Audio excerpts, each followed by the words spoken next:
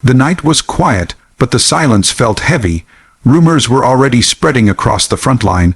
More and more Ukrainian soldiers were abandoning their positions, slipping into the darkness, walking away from a war that seemed endless.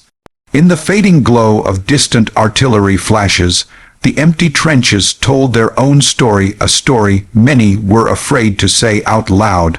This is Frontline Report, bringing you the truth from the shadows of the battlefield.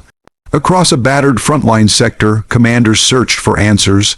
Some positions looked intact from the outside, but inside, helmets and gear lay scattered across the floor like the owners had vanished in a heartbeat. Exhaustion, fear, and hopelessness slowly carved a path through the ranks. Many soldiers had been fighting for months without real rest, their bodies worn, their minds breaking, and now the strain was beginning to show in the most devastating way. Far from the trenches, families sat by their windows waiting for messages that never came. Mothers refreshed their phones every few minutes. Wives stared at half-packed bags.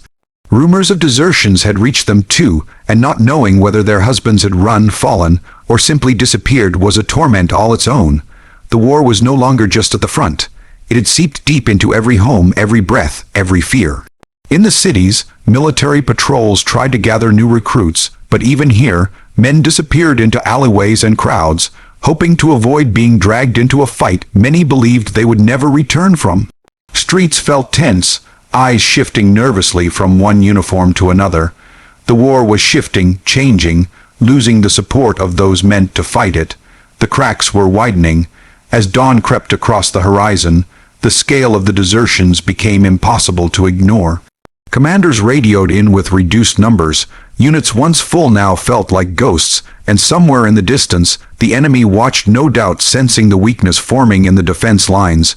Ukraine's war was entering a dangerous new phase, shaped not by battles, but by absence. This is Frontline Report, where the stories behind the numbers come to light.